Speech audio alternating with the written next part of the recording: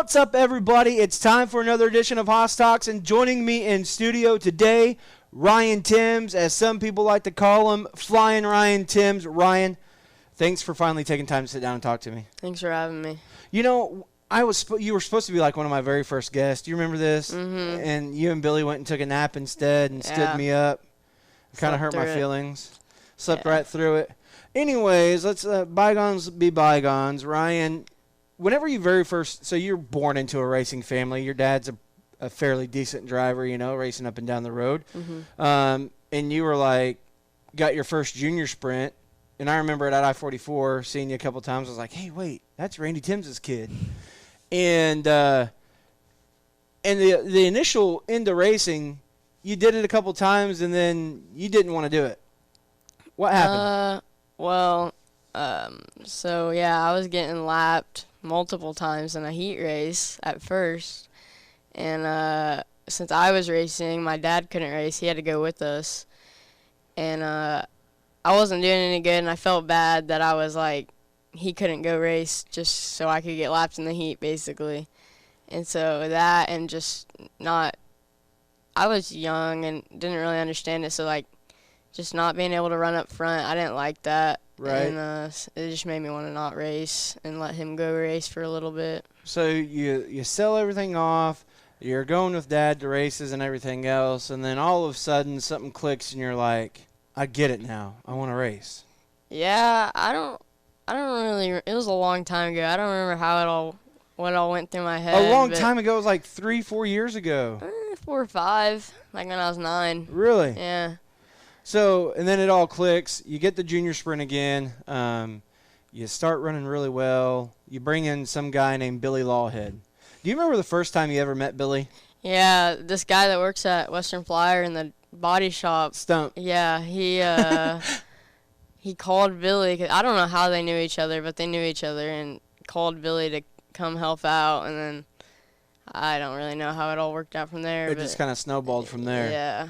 So in comes this guy named Billy Lawhead, and he's kind of taking care of your car and bringing it to the racetrack, and you show up and you race, and then next thing you know, he's you have a cart that you're racing in the winter, and you're basically racing year round. Winning some races, you win the Tulsa Shootout. That's pretty big, right? Mm-hmm. And then you start making your way through the ranks. It's kind of like a big ripple effect. It's just like once that initial win came in, you just start clicking them off. And you move through the ranks. Whenever you started running a restrictor, it's like that's whenever Ryan Timms kind of really took off. Do you remember the adjustment and the change going from the restrictor to the junior, or from the junior sprint to the restrictor? A lot of it was like, because in the junior sprint you never run the top, and so when it was on the top in the restrictor, it was like kind of like I wasn't very fast on the top at first, so I wasn't very.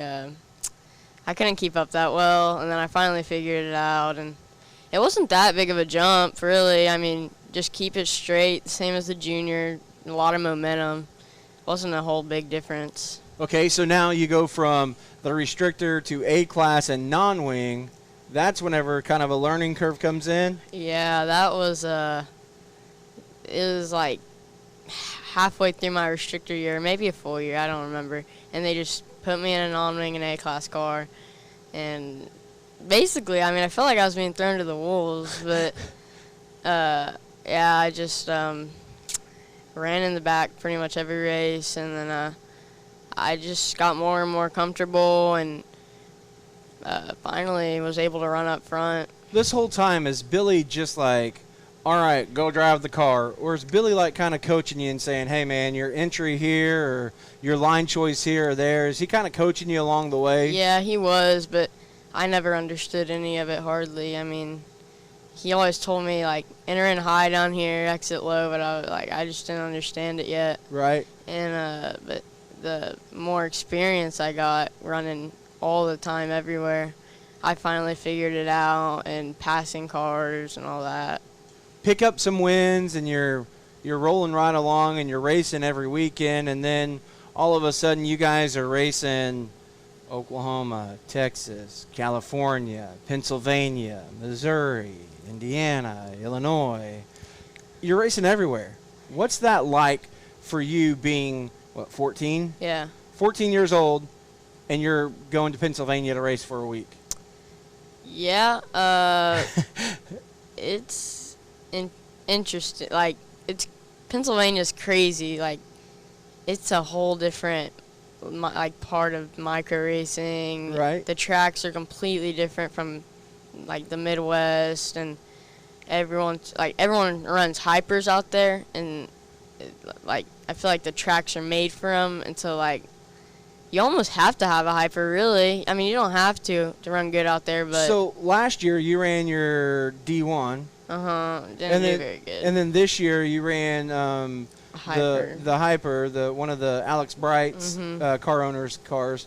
Could you tell that big of a difference? Yeah, like I mean, the first night out we watched you. The first night out you yeah. kind of sucked. Yeah, I did. Is it that big of an adjustment, is. feeling and everything? Yeah, it drives weird. Like, it gets on the right front more, like almost like a modified feeling, kind of. And when it comes to running the bottom, they're just like rocket ships off the bottom compared to like a D1. But like, I don't know. I was just more comfortable in the D1, so like I think that was why I just wasn't very good out there. Right. I would have had to ran a couple races before that to get comfortable, and then maybe I would have done better. But yeah. Now you made mention of modified. It's kind of crazy. So back in the day, you know, your dad and Grandpa, they sponsored Trey Robb and gave him his first sprint car ride, and now you're in a sprint car. Trey also ran a modified. Is there any like? Do you want to run a modified? Would you be like, hey, let's go. Hey, Dad. Let's get one of the Western Flyer Sport mods or B mods, whatever they call them, and let's go up to Ardmore and run this weekend. Maybe like get in it and like just try it out. I don't think I'd ever really. Right now I don't have any interest in actually racing them. You're all open wheel guy. Yeah, I'm not a big fan of them. So through the years, you've made the changes through the micro world and running different micros, and now. You guys are taking that step to run some sprint car stuff. Last year, you got to run Wayne Johnson's car. You hot lapped his, I think it was a 305, wasn't it? Mm-hmm. At Ardmore, and kind of like shocked a lot of people.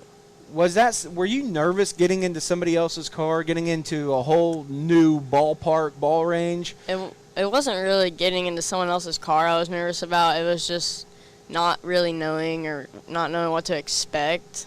Like, I was expecting it actually to be a whole lot faster, but it wasn't too bad. It was almost like running a restrictor at I-44, kind of. Yeah. And but yeah, it wasn't bad.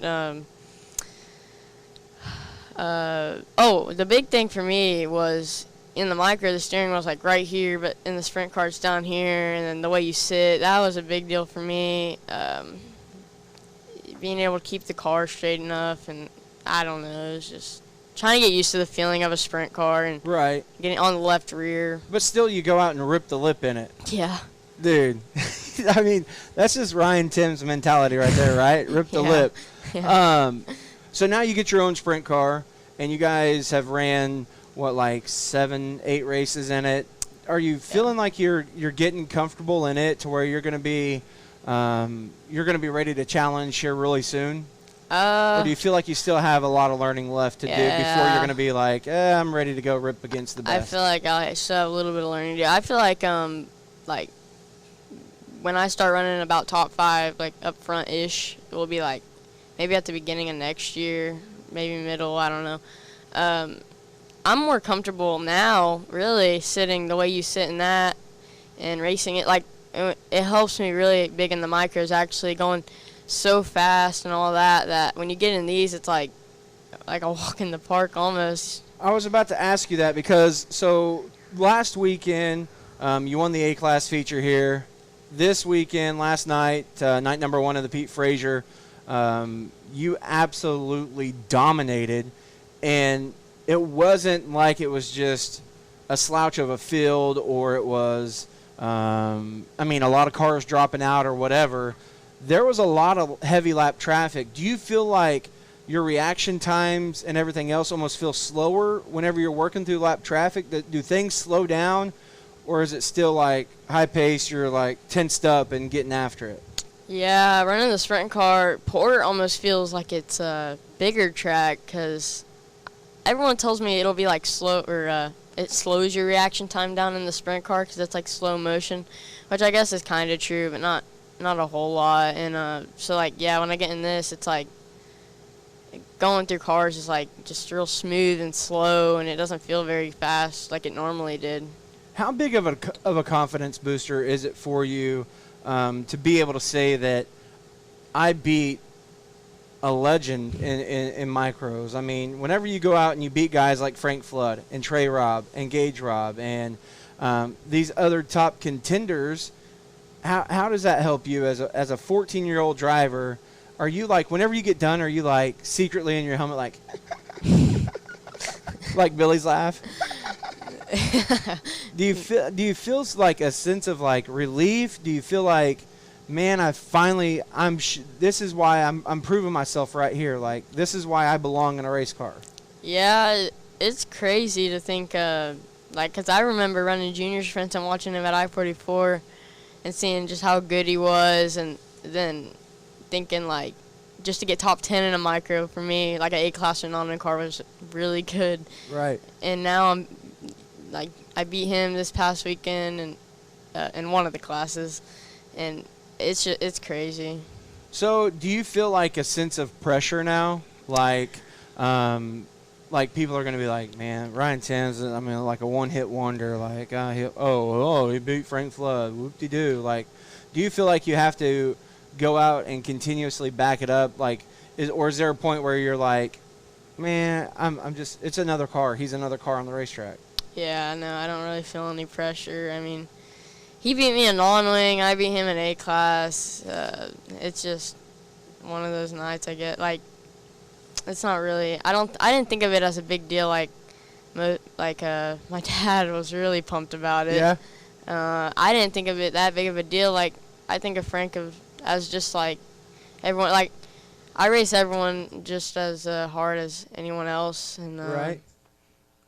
Just keep it going. It doesn't matter that it's Frank Flood or it's Chris Andrews or whoever it may be. It's just another number on another wing that you want to get by. Yeah, basically. Working through lap traffic, are you the type of guy that's like trying to set everything up almost a lap in advance, or is it where you're kind of picking them off as they come? I mean, are you a big planer in the race car, or are you kind of just like wherever you have to go that minute is you're there? Yeah, it's just going where they're not really in lap traffic, because most of them are kind of all over the place, and I just try to get through there as quick as I can, because I know second, when you get in lap traffic like that, will be right behind you. And sliding one lap car, making sure the one in front of them doesn't come down, and just going where they're not. So over the years, Ryan Timms has kind of made his mark, made his name, winning some races. You have fans that are cheering for you and rooting you. They're rooting you on.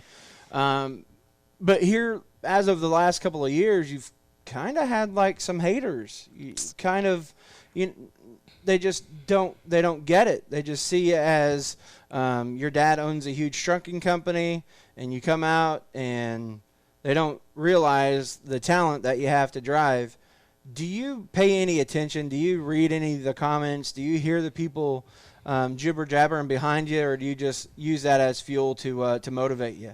Yeah, I think it's pretty funny, and I like it, actually, when everyone's, like, hating on me. I think it's funny, and I got a lot of it in the restrictor stuff, beating everyone in restrictor and then running the A-class and outlaw car, and it was my first full year in restrictor, but yeah, I don't really pay attention to it or let it bother me.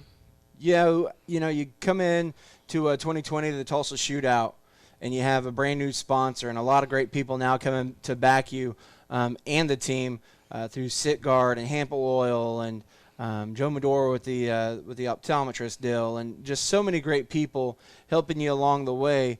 What does that mean to you, being 14 years old and having so many people have that confidence in you? Yeah, I'm really grateful for it, especially with all the little stuff like all the sponsors. Yeah, they're good. Like Joe Medora with everything he does for me. A lot of people help you out. But let's talk real quick about Attica. Your pawpaws deal all truckers together against child abuse. You've done some public speaking for them and everything else. For you being in the position that you're in, you haven't ever had to worry about that lifestyle. You see kids all the time getting hurt and everything else, and that deal is pretty special to your pawpaw. Mm-hmm. Just what do you think people should know about all truckers together against child abuse? It's really cheap to join, right? Yeah, it's only like $1 or $2 a month, which it's like $12 a year. That's not hardly anything, really, I feel like, and it's for a really good cause. Child abuse is not a good thing. I know he went through it as a kid, and I feel bad for him, but he's doing what he's doing is good. And right. Making positive out of that yeah. that negative situation. Yeah. There, you see it on the screen, Attica. Yeah. T-Bone. Oh, T-Bone. That's a good-looking mascot, really. Yeah. So back to racing, Ryan. This weekend you're in the micro, and then tomorrow you go to Lake Ozarks and run the sprint car. Mm-hmm. What's the big picture for Ryan? Not anybody else's plan for you, but what are your goals and aspirations? I mean, do you want to be a full-time sprint car driver? Do you want to be a midget non-wing guy with USAC? Do you want to be, heaven forbid, NASCAR, asphalt, boring? But what do you want to do? More dirt. I've never really had anything, or I've never really wanted to do any asphalt. I never thought it was good racing or anything. But I like sprint cars. Probably World of Outlaw team, have a full World of Outlaw right. team, and being able to win World of Outlaw races and compete with Kyle Larson and stuff like that would be cool. Do you like wing over non-wing? I'm because normally I like non-wing a lot better, but running the sprint car and then going back and running the A-class and outlaw stuff, I feel like I'm a lot better in that now, and I like it better right now because, just not running non-wing stuff for a while, and then I get in the non-wing micro and not as good. But I think I like wing better right now, but it's kind of iffy. Do you like small tracks, bull ring tracks, or do you like big tracks? I like the smaller tracks. Are you like a sunrise guy or a sunset guy? Sunset. Sunset's at the racetrack. Yeah. Are you a bacon or sausage fan? Bacon. Pancakes or waffles? Waffles. Hamburger or hot dog? Hamburger. Ketchup or mustard? Neither. Neither? Are you a mayo or Miracle Whip fan? Mm-mm. No? Plain and dry? Yeah. Plain and dry. So going up and down the road, Billy is like super trucker extraordinaire. Whenever you guys get on the road, it's like you're going. You're not stopping and doing different things. What's your go-to road trip snack? What's something that you're like, Billy, we need to make sure this is in the cupboard? Talkies. What? They're hot, spicy tortilla chips that are rolled up, and they're good. I love those. They're on point. So Takis. Yeah. What's the drink? I mean, are you a big soda pop drinker? Do you limit that? Are you more juice or Gatorade or? Gatorade. I'm not I like one specific drink. I kind of like a couple. So Gatorade, sweet tea, Dr. Pepper, and water. Being 14 years old and you're around Billy who's 15 or 16, and then you're around Riggy who's 49. What's that like going up and down the road with those guys? Is it funny kind of listening to them, maybe bicker every now and then, or do you try and stir the pot and get them fired up? Riggy, he gets, you can stir the pot with him definitely and get him wound up, and it's pretty funny.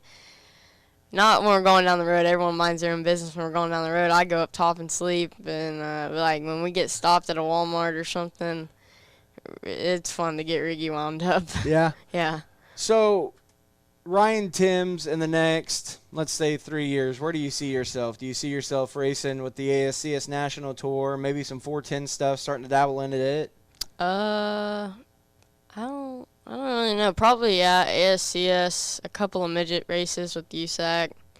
Um, yeah, 410 stuff too. I think we're going to go more to sprint cars than we are going to go midget racing. Yeah. Now, you had the opportunity to run some midget stuff with Dave Mack Motorsports at I-44 and then here at Port City. What was that like, just being in a midget at tracks that you have track time in a micro?